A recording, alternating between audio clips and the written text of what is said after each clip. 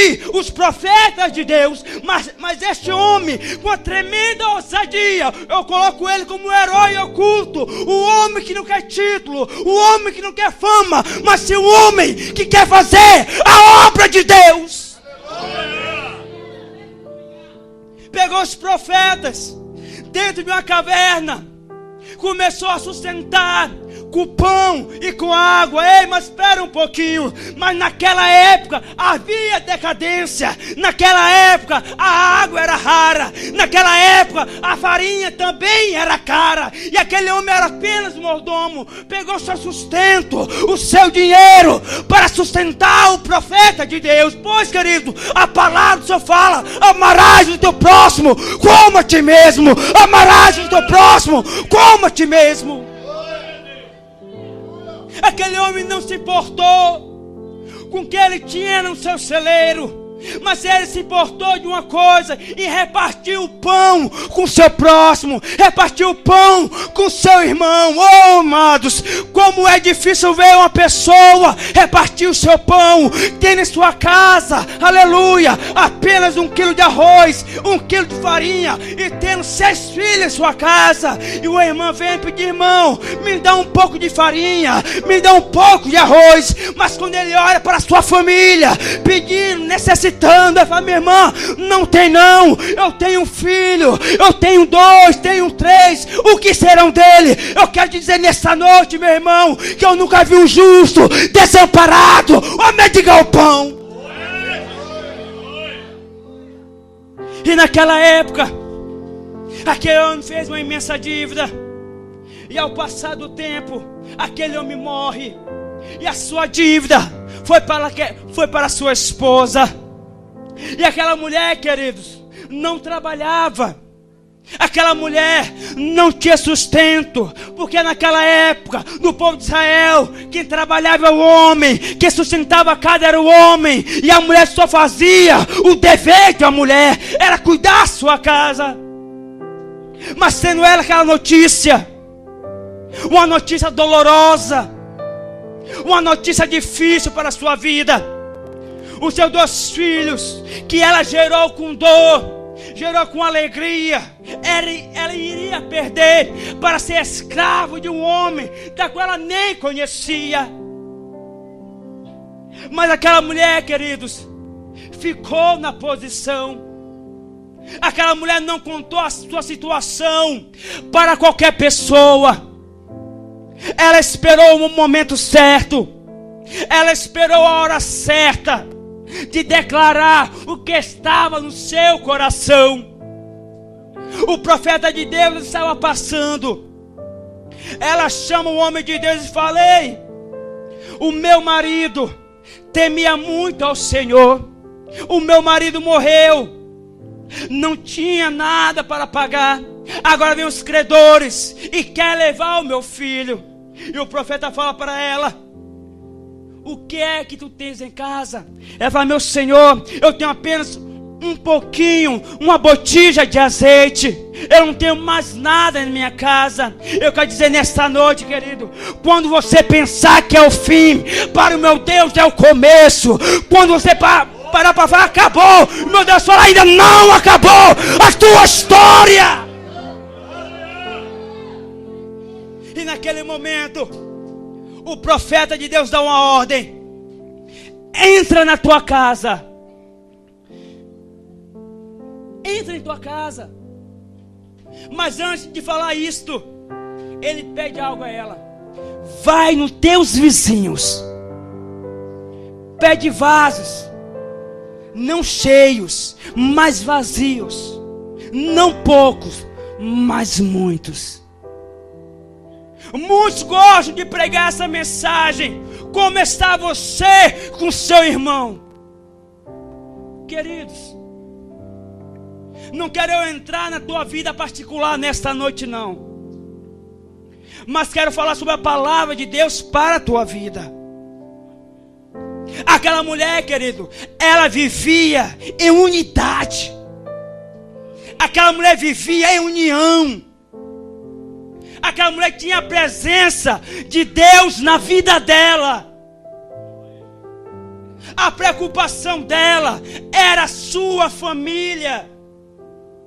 A preocupação dela era ficar na posição dela. E naquele momento ela sai em casa. Meu irmão, me empresta um vaso.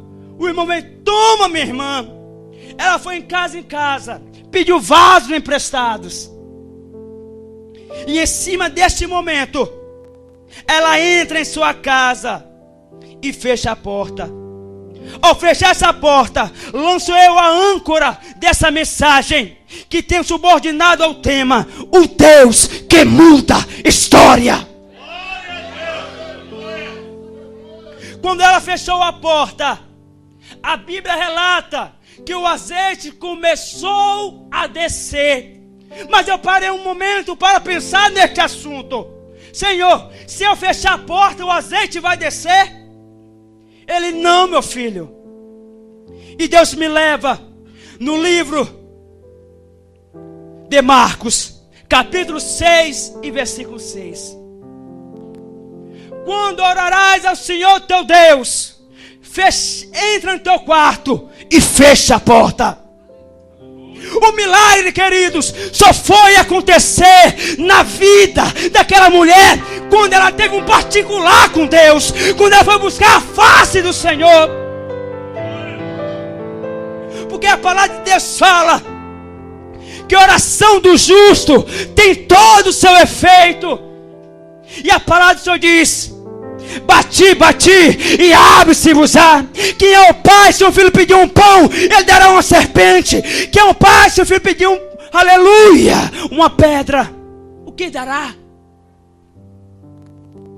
Qual vai ser o presente do pai? Se uma mãe chegar diante do filho e o filho vier: meu pai, minha mãe, me dá um pedaço de bolo. A sua mãe não vai virar as costas. Ela vai correr atrás para dar o bolo ao seu filho. Deus não é diferente. Mas Deus coloca uma observação que está no livro de Deuteronômio sobre as bênçãos e as maldições. Se o meu povo for obediente a mim, eu o abençoarei. Mas se o meu povo for desobediente, eu o amaldiçoarei. Aquela mulher era obediente ao Senhor. Aleluia. Aquela mulher fazia a vontade de Deus. A Bíblia diz, querido: examina-se, pois o homem a si mesmo. Mas se porventura tiver alguma falha em ti, a Bíblia também nos dá um respaldo.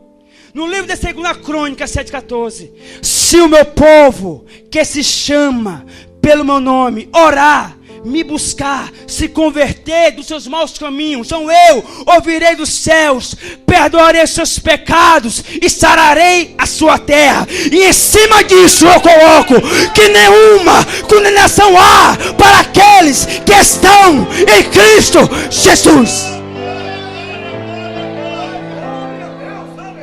Mas a mudança só vem quando a pessoa dá o primeiro passo. Quando a pessoa olha para o alvo, que é Cristo. Quando a pessoa se coloca como Josué. E Deus falando a Josué: Josué, esforça-te, tem bom ânimo. Deus manda você se esforçar, queridos. Você não abaixar a guarda. Você não abaixar a cabeça com essa dificuldade do nosso dia a dia. Porque essa dificuldade que eu e você passa hoje é apenas um vestibular de Deus para nossas vidas. O exemplo que você vai dar a outras pessoas. Para você ser aprovado, tem que passar pelas algumas matérias do Senhor. para ter a mudança de vida, a mudança de história, a primeira matéria do Senhor é esta: deixar o mundo.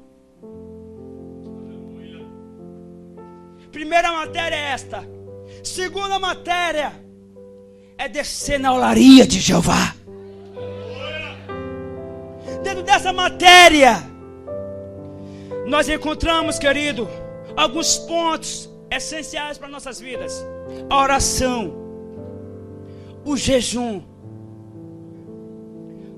Mas a matéria final é essa: reconhecer